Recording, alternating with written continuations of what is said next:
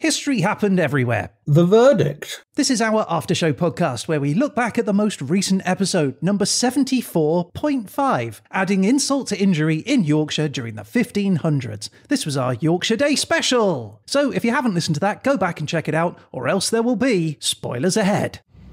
So how do they spend their time while they're inside your trousers? Well, you can see them walking about. And I've always stressed that they have wide... Get off. Oh, yeah. It was at this point that we had to abandon filming.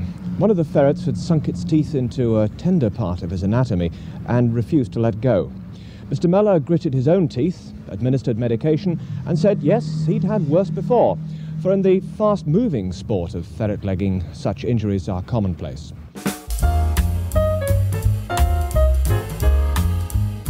Hello, my name is Ryan Weir and I'm here in the HHE studio with the shepherd's purse to my Wensleydale creamery. It's Mr. Peter Goddard. Hey, oop. Yeah, that's right, Mardy Bum. Sorry, I'm being a bit of a doylem today. You are indeed. But we are not alone, Peter. We are also here with the Botton Summerfields to my Barncliffe Brie. It's our special guest host. It's Mr. Jim Coulson. Now then. Oh, that was good. He's better at Yorkshire Yeah, he is, yeah. I'm surrounded by it, though, pretty much every day. So, you know, I have a head start in these things. But gentlemen, we are not alone in the studio because we are joined, as ever, by the daring duelist of destiny. It's the judge himself. It's Mr. Paul Dersley. How do? Am I watching Kes? I don't know. Now, Jim, I've been out on Ilkley Moor this week without a hat. And now I've forgotten everything about the last episode, so would you mind reminding me what happened in, let's say, 60 seconds? Yeah, I could do that. But when would you like me to do that? Can you do it? Now! We travelled to the wonderful county of Yorkshire, accepted to be England's biggest county and self-proclaimed to be the most magnificent. We learnt about the dangers of not wearing a hat on Ilkley Moor, about how Yorkshire's a better Olympic nation than Australia, and debated why people put ferrets down their pants. Our trip through time took in the Wars of the Roses, where York and Lancaster kept killing each other until they didn't for a little bit, and then they did again. We talked about Richard III and found out how people who'd liked him at the time suddenly didn't when his rival became king, and how Shakespeare ruined his reputation. We heard about Bess of Hardwick shacking up with George Talbot and rolling around in all their cash until Queen Elizabeth dumped her high-maintenance cousin on them. And then how the British nobility are named after places nowhere near where they live. And that was adding insult to injury in Yorkshire in the 16th century.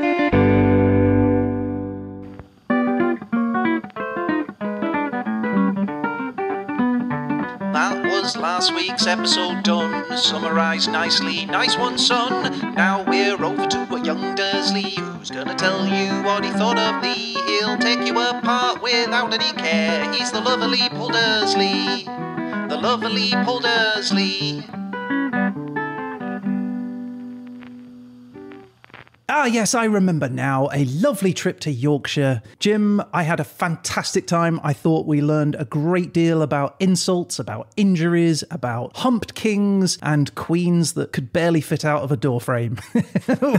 It was a fab episode, but what does it matter what I think? Absolutely nothing, because we are here for the opinion of just one man, Judge Dersley. So, Paul, before we convene the court and receive your final ruling, please give us your first impressions of our episode in Yorkshire. Well, my first impressions are that Mr. Coulson, like you two, is not very numerate. Ah. Oh dear. Oh dear.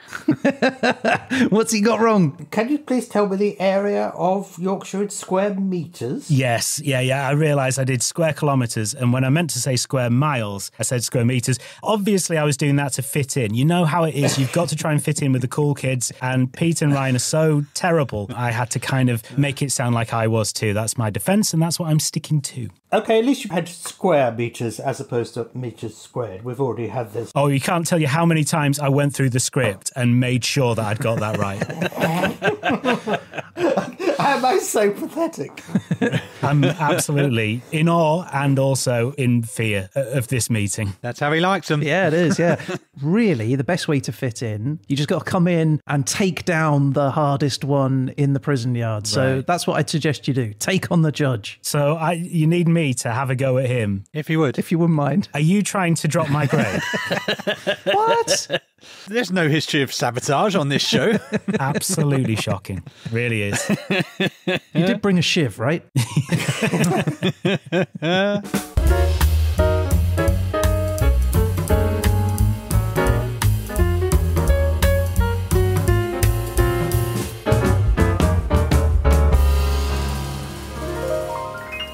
Now, speaking of fitting in, Ryan, in the 1 minute summary, there was mention of the ferret, was there not? I heard mention of a ferret in some pants. Oh, exactly. We spoke about the fact that people put ferrets down their trousers in Yorkshire, but we weren't really sure why or what it was all about. So I had a little look into it, and I discovered that ferret's legging, as it is apparently known, or also known, just to give you an insight into the imagination of the Yorkshire mind, as put 'em down, and, you're going to like this one, ferret down trousers.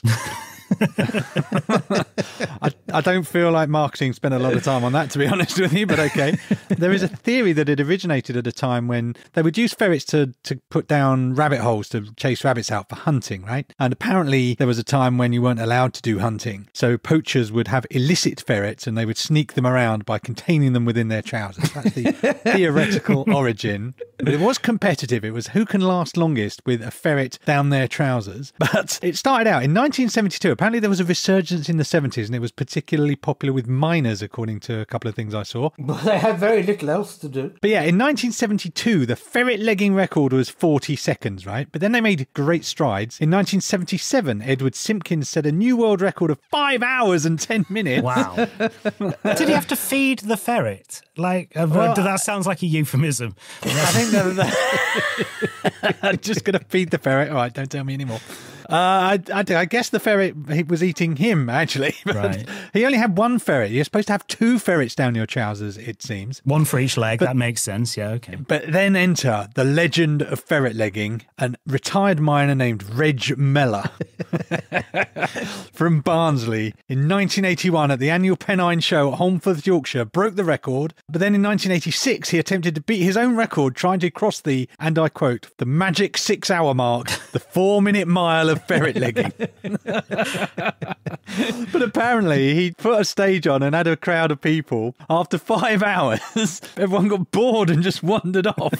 He gave up. He didn't make it to the 8 hours and he never crossed the 6-hour barrier. Oh, Reg. So Reg Mellor, legend of ferret legging, never made it past the 4-minute mile of ferret legging. I'm surprised that Yorkshire did so well at the 2012 Olympics, even without ferret legging being part of it. Imagine if ferret legging, men's ferret legging, women's ferret legging. Would have scooped the board, I think. And apparently Reg Mellor's trademark was he would wear white trousers so that you could see the blood. Oh, come on. What? Wow.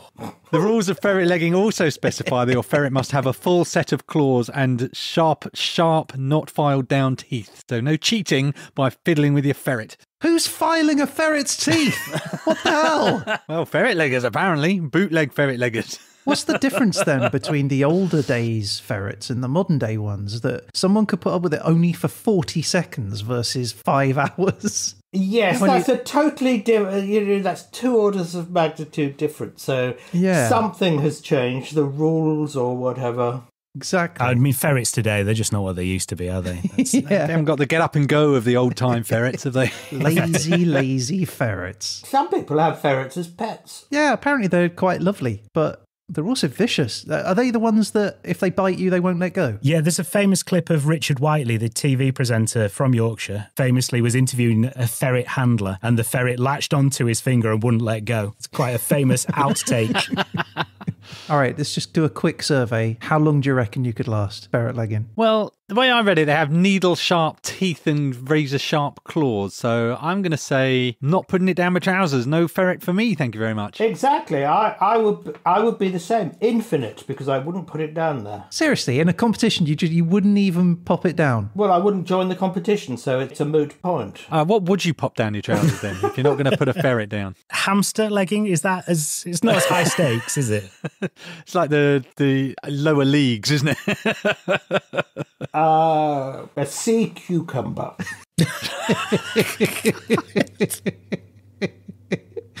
Next time we see him, he's going to have a cucumber down his trousers.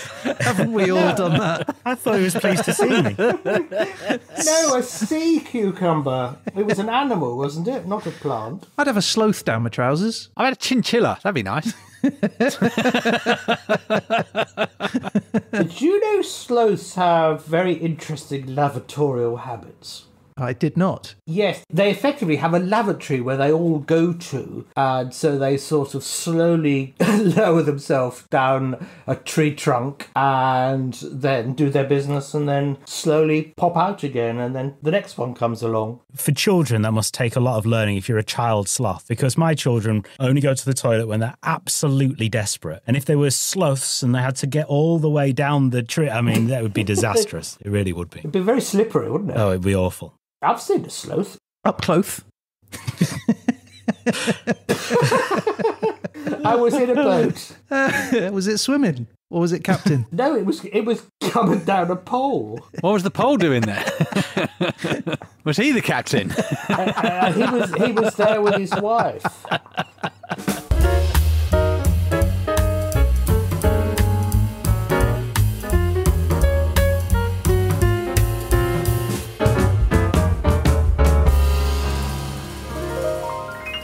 So, Jim, you mentioned Bradford bashing was a popular occupation, and you mentioned that the Yorkshire folk are known for thriftiness, and I came across a story that kind of combined both those things. So this is the Bradford Humbug poisoning of 1858. Oh, dear. Whoa. So in 1858, sugar was very, very expensive, as you can imagine. So confectioners got in the habit of adding a little bit of extra this and that to the recipe to try and push it a little bit further. Adulteration. A little bit of adulteration was going on. They would use what they would call daff, which was plaster, basically. Gypsum. So they would pop a bit of... Yeah, exactly. It was powdered gypsum they would add to the menu. Not delicious, but not the end of the world. So let's go to Bradford, 1858. And there was a man called William Hardacre, also known as Humbug Billy. And he needed more humbugs for his market stall, so he sends a fellow off to get the daff for his next batch of sweeties. So he goes off to his supplier, which is a pharmacist in Shipley. Now, unfortunately, the druggist, the main guy, wasn't there, but he had an assistant, a young William Goddard. No way. Possibly a relation, we don't know.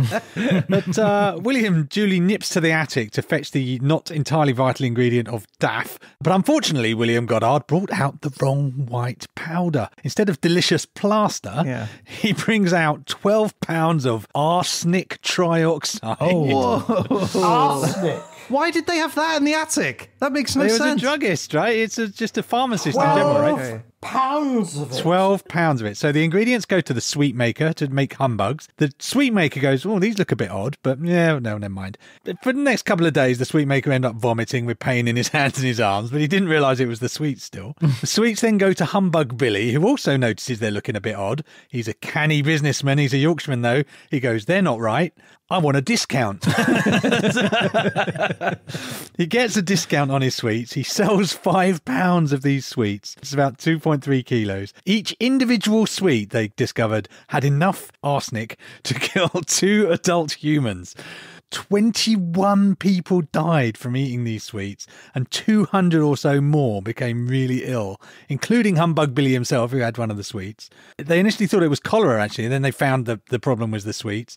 Goddard, Humbug Billy, and the guy who provided the sweets were all arrested. Nobody was sent to prison, but the event was instrumental in passing of the Pharmacy Act 1868, which held the pharmacist a bit more responsible for the items they dispatched. Yeah, and made labels clearer, hopefully. Skull and crossbones on the poisony ones and something different on the others, you'd hope, wouldn't you? Wasn't poison put in pimply bottles so you could feel that it was poison in the dark? No, you could feel it was poison after you've eaten your first one. It does not surprise me a Goddard was involved in that story.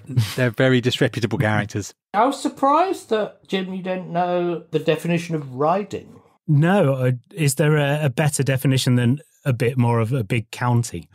Yes, because, well, a riding is from when the Danelaw was over England in the sort of 1,000 years ago. The word was actually riding.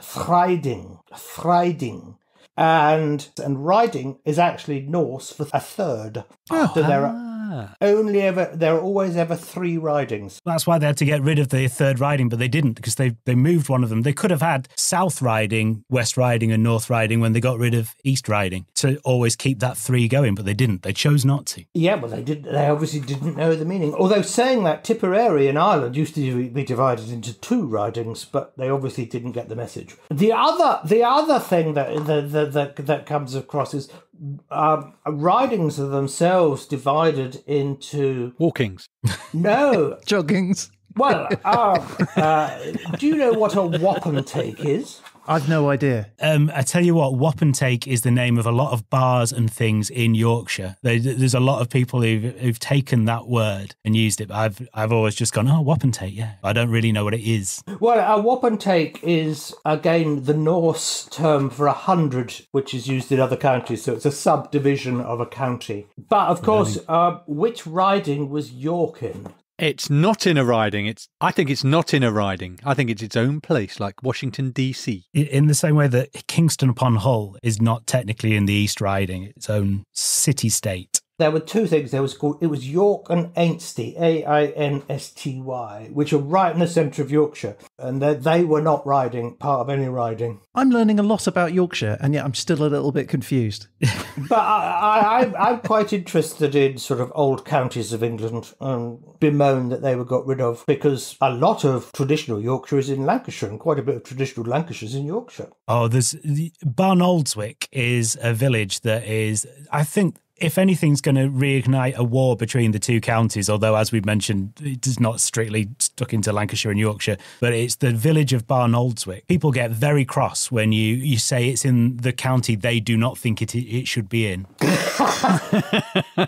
But I guess there's no way of telling before you start the conversation. You just have to take your chances. Well, I live in a non-existent county. Where do you live? Middlesex. Why is that non-existent? It doesn't exist anymore. It was abolished in 1965. Ah. The situation was resolved a few years ago when the large cabinet minister, who is not a children's TV character called Mr. Pickles, said, it doesn't matter, you can call it whatever you like. Right. That's the way to solve those problems. He's from Yorkshire as well, isn't he, Eric Pickles? Is he dead? No, he's still alive. Oh, okay. I don't think he's got long. Talking of 16 course meals. I think we're on quite thin ice there. Well, it's a good job Eric Pickles isn't on thin ice.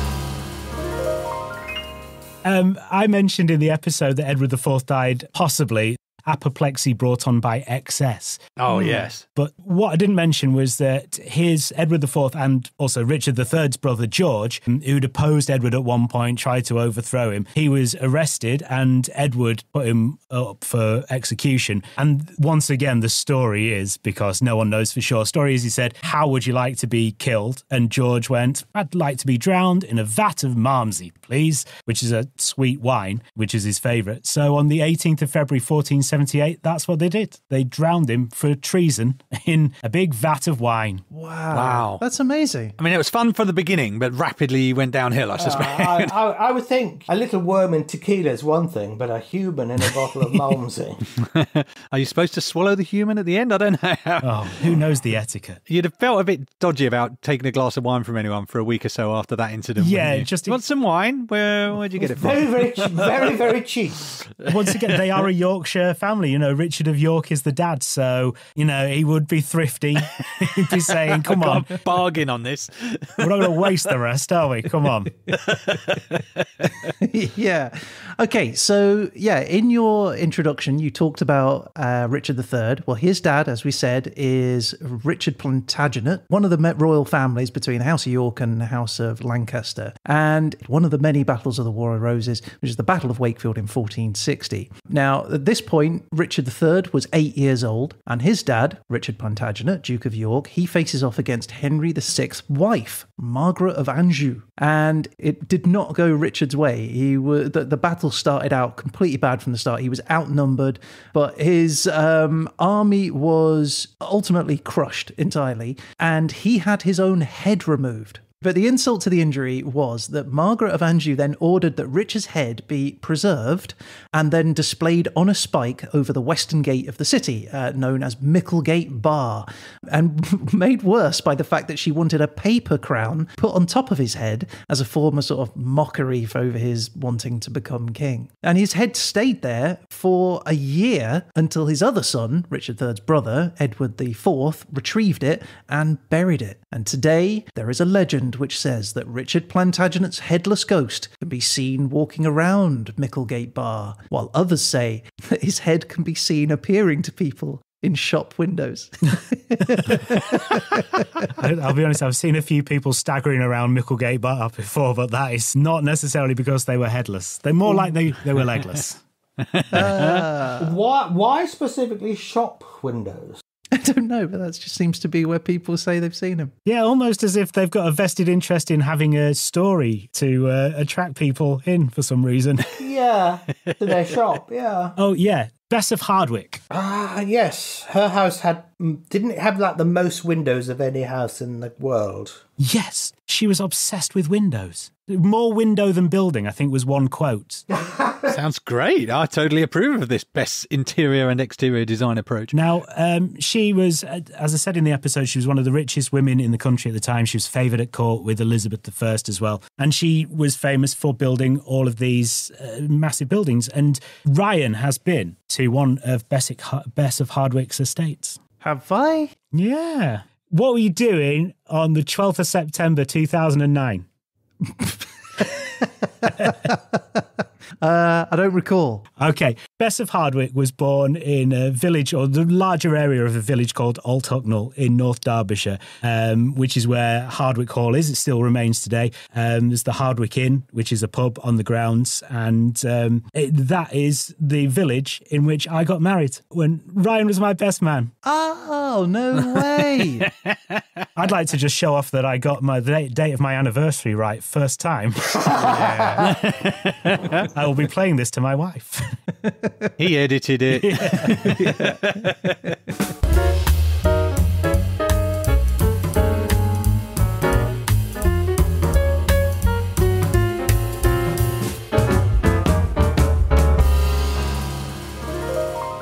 Okay, so we spoke a little bit about the Jorvik Viking Centre. This is the museum in York in England that recreates the 10th century life of Vikings in the city. The Poo-seum. The Poo-seum, that's right. Yes, you get on a little roller coaster carry cart thing and it takes you through a recreation of 10th century York. Now, we said that one of the most famous things about the museum was its use of artificial smells to create like this immersive experience for visitors. And I looked into that. And apparently the idea of using smells in the museum was proposed by a chemist called Fred Dale. Now, he worked for the York Archaeological Trust, and he was inspired by the work of a French perfumer named Jean-Claude Helena, who had created a series of perfumes based on the smells of ancient Egypt, just like an art piece, basically. So Dale then went off and started researching the smells of a Viking settlement, and he met with archaeologists who first uncovered many of what turned out to be 40,000 items that had been recovered from under the streets of York. And he learned that the reason why so many objects were found in such great condition there was because the soil had been waterlogged for centuries, and that had prevented the organic matter from rotting away. Oxidizing, yeah. Yeah, and that meant that the original Viking rubbish pits with all the human and animal excrement was as relatively fresh and smelly as it was back in the day. So, yeah, he was inspired by that. So Dale then went and met historians. He even met a Viking reenactor. And then once he had enough of that data, he then pulled together a team of chemists and they started to develop a series of artificial scents. Can I just ask, none of them had an assistant called Goddard, did they, who brought some tubs in to go, use this to create the smell? I've got the powder, guys. Yeah. I'm pretty sure this is the right one. They all look the same. They're only school children. It doesn't matter. Yeah. So Dale and apparently Goddard, they created a series of concentrated liquids that the museum could then diffuse throughout the building using something similar to like a fog machine. And the smells were a huge success. So much so that in 2018, they started to sell the smells in its gift shop. And so there was a limited edition set of 10 different smells. Oh, God, I fear something is going to be delivered to my house soon. I looked into it, but it was limited edition, unfortunately. Yeah, and they represented different aspects of Viking life. So of those 10, you could smell damp forest, which is a blend of pine needles, moss and earth. Sounds nice. Yeah, it does smell nice. You could have freshly planed wood, which was supposedly the smell of a Viking workshop. So you get sawdust, wood shavings, glue, that sort of thing. Then you've got leather. So you've got animal hides, tanning oils and smoke. Rotting meat. It's a blend of decaying meat, garbage and flies. And then finally cesspit, which is the smell of the Viking toilet, made up of a blend of human waste, urine and feces. And that's what we buy the tickets for. What did they market it as? Something like Merd Ibaracum. What does that mean? Shit of York. I can imagine the end of the year December advert for the perfumes there, the range. One of those abstract black and white. Jorvik for men. Jorvik for men. So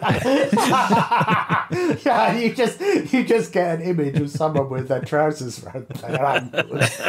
Dabbing delicately at their neck. But the Jorvik Museum isn't the only museum to use artificial smells. The National Museum of Singapore, they have an exhibit called The Scent of Singapore.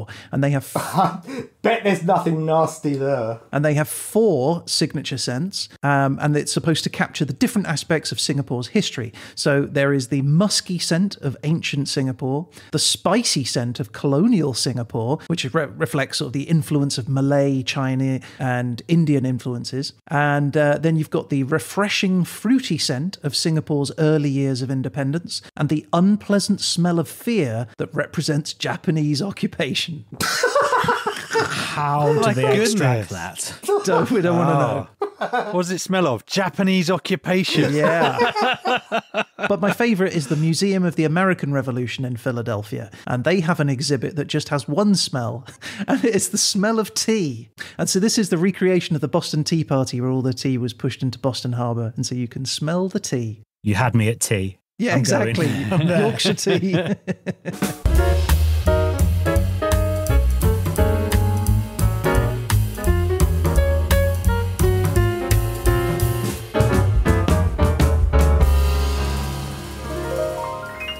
Okay, well, Jim, we have come to the end of the line. It is time for you to step into the dock and prepare to face the people's judge. Judge Dersley, are you ready to give your verdict? Yes. He really milks it, doesn't he? Then will the defendant please rise? I am risen. Your Honour, as usual, may we start proceedings by first asking for your verdict on factual content. Well, given that I was expecting communism in Antarctica, the factual content was 0. I mean, that is a good point. There was very little Antarctic material. So, given there was a tiny little shockette there when I heard the episode, I found that there were a lot of facts, apart from the area of Yorkshire in square miles, were very interesting indeed. And I think it was very interesting indeed, and I think the facts were good. Okay, well then may I ask for your grade for factual content? I think I will give B-. I mean, that's exceptional. I'm happy with that. CP and Ryan, it's easy when you try. Punch it, Pete. I'm not happy. I don't like it. I don't like it either. Who invited him? Yeah. Me, because I needed a cover for another week. Okay, Your Honour, then may I ask for your verdict on entertainment value? Well, I think this was a bit of a breath of fresh air. Dang it. I agree wholeheartedly. Silence in court. Boo. So, I would give a straight B. Straight B. It's getting better and better each grade. This is the happiest day of my life. Apart from the 12th of September 2009, obviously. Well, your children are irrelevant then, are they? Their births? And the 2 dates on which they were born as well. But this, 4th best day of my life. Okay, Your Honour, then may we ask for your verdict on the mysterious, the deadly, the Dersley factor? Well, one of the things in this is sort of whether the place is sort of mysterious and, you know, one of those places you've always heard of or always want to visit. So this is going to score highly as well, then? I would give C+. That is fair. P, this is Come not on. right. It's an outrage. Well, there we are. It is now time for the final verdict. But before the judge passes his ruling, Jim Coulson, you have an opportunity to enter a plea. If you choose to do so, please make that plea now. I don't think I should talk too much because those grades are really good and I'm really happy. Thank you. Smart move. All right, well, based on that, Your Honour, the defendant stands before you. Have you reached a verdict? Yes, I have.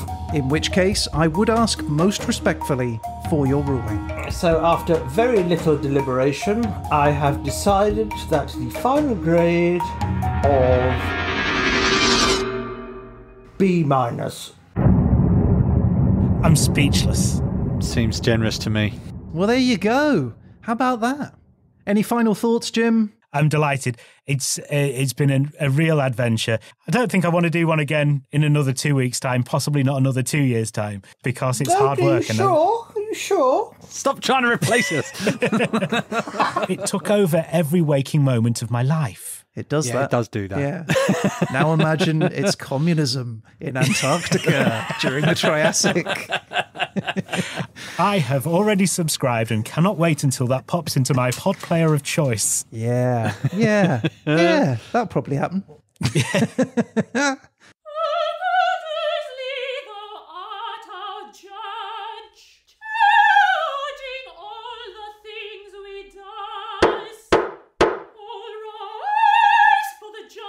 Okay, well, there you go. That is the show for this week. If you'd like to get in touch about any of the things that we've talked about on this show, or just to say hello, you can reach out to us on social media through our website at hhepodcast.com or by email at peteandryan@hhepodcast.com. Yes, absolutely. We'd love to hear from you. And you never know, you might end up featured on a future show. One way to definitely feature on a future episode is to rate and review the show on Spotify or Apple Podcasts. Your recommendation there goes a really long way to helping bring the show to new listeners. Yes, reviews like, it is my favourite podcast of all time, from Chainsaw Rainbow Piece from the United States. Now, if you're on Facebook, Instagram or Twitter, also known as X, you can find us at HHE Podcast. And if you subscribe to those, you'll get an alert every time we post any extra trivia, pictures, news, anything we can think of. Oh, and you can follow me as well and find out more about what I'm up to and watch my videos and stuff at Bewildered Dad all over social media. Well worth a visit. Absolutely. And we're going to be back again soon with our next episode, episode 75, Communism in Antarctica during the Triassic. Yes, we'll see about that. See what I can pull out of the bag to delay it another week. But in the meantime, a huge thank you to the judge himself. Thank you, Mr. Dersley. Good night. And one last thanks to Jim. Thank you, Jim. Thanks for letting me play with your podcast. Our absolute pleasure.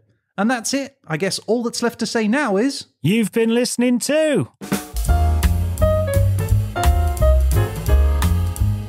One of the things that we did talk about during the episode was Yorkshire's desire for independence. because in the 1940s, there was one area of Yorkshire that went one further and actually moved to another time zone entirely. So this was during World War II. British summertime meant that the clocks needed to be put forward to extend daylight working hours, right? As we're familiar with now. But the residents of one place called Aysgarth in North Yorkshire, they decided that the mandated 1 hour of British summertime wasn't going to be enough for them.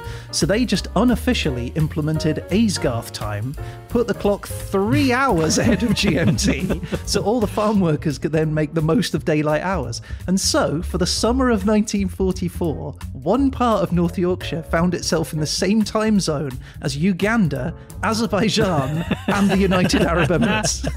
It's easier for those farmers of the sheep in Aysgarth to go and do business with the UAE, so, you know, that makes sense, right? You know, there is another city in Yorkshire that possibly isn't part of Yorkshire, so it might have already declared independence. Okay, go on. Doncaster. The big story about that was that in 1136, King Stephen, who was King of England, he ceded Doncaster to King David of Scotland in the Treaty of Durham. And the story goes, they never actually officially gave it back. So I didn't know that. Technically Doncaster, although a lot of historians now say, yeah, but it's not really the case. It is Yorkshire, it is British. But in a way, Doncaster's Scottish. And you can tell they've got Scottish restaurants there. There's this place, McDonald's, that I went to. Yeah.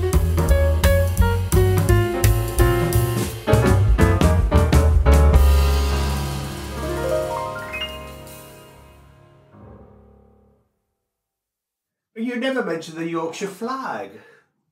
Oh, no, we didn't, did we? Yeah, it's quite Take a grade off. Too late. Too late. It's blue with a white rose.